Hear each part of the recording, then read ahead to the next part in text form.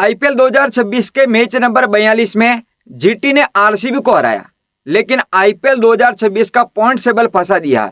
जी हां, आरसीबी की हार ने दो टीमों की टेंशन बढ़ा दी है। अब इस मैच नंबर 42 के बाद आरसीबी की हार के बाद किन किन टीमों ने क्वालिफाई कर लिया है, किन किन टीमों के बीच में अब आर पार की लड़ाई होने वाली है, पॉइंट टेबल कैसे फंसा है और किन टीमों का पत्ता कटने वाला है। हालांकि बात की जाए तो अभी तक ऑफिशियली ये नहीं है कि ये टेमें प्लेऑफ में जा चुकी है, ये टीमें बाहर हो गई है, लेकिन हाँ इतना सा है कि चांस बढ़ गए हैं। आखिर पॉइंट टेबल गणित क्या कहता है मैं आपको बताता हूँ। पॉइंट टेबल देखेंगे जिसमें टेबल टॉप पर पंजाब किंग्स ही है 13 अंक के साथ।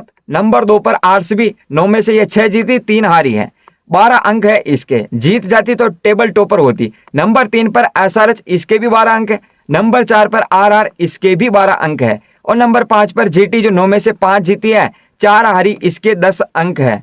टॉप 4 में आप देख सकते हैं पीबीकेएस, आरसीबी, एसआरएच, आरआर है। नंबर 6 पर सीएसके, नंबर 7 पर डीसी, दोनों के 6-6 अंक है। नंबर 8 पर केकेआर 5 अंक है। नंबर 9 पर एमआई 4 अंक है। नंबर 10 पर एलआईजी, इसके भी 4 अंक है। तो 10 ये हर एक टीम 14 मैच खेलेगी और 14 में से 8 मैच जीतने होंगे तो बिना नेट की लड़ाई लड़े प्लेऑफ में पहुंच जाएगी। टेबल टॉपर पंजाब किंग्स, जिसके काफी ज्यादा चांस है कि प्लेऑफ में चली जाएगी, क्योंकि 8 में से 6 मैच जीत चुकी है, 2 जीत चाहिए तो प्लेऑफ में जाना इसको। तो 6 में से आगे जो 6 मैच खेलेगी, 6 में से 2 मैच जीतने होंगे। आप कह सकते हैं कि हाँ आसान है इसके लिए, जिस तरह से खेल रही है, सिर्फ 1 मैच हारी है इस सीजन का। नंबर 2 पर आरसीबी है, 9 में से 6 जीती है, 5 में से 2 मैच इसको जीतने होंगे अगर प्लेऑफ में जाना तो। नंबर 3 पर एसआरएच, ये भी 9 में से 6 जीती, इसको भी अगर प्लेऑफ में जाना तो 5 में से 2 मैच जीतने होंगे।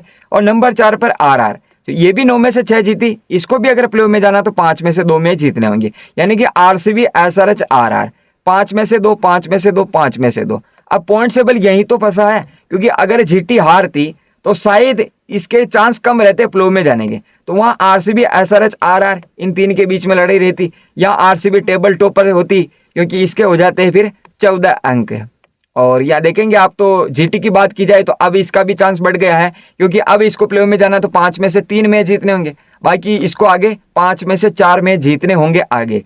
तो बहुत कठिन होता, लेकिन अब सरल हो गया, क्योंकि ये 9 में से 5 मैच जीती, अब इसको प्लेऑफ में जाना तो 5 में से 3 मैच ही जीतने होंगे। और नंबर 6 पर जो सीएसके है, 8 में से 3 जीती, इसको आगे 6 में से 5 मैच जीतने होंगे प्लेऑफ में जाना तो। डीसी का भी वही, इसको भी आगे 6 में से 5 मैच जीतने होंगे, क्योंकि ये भी 8 में से 3 जीती है।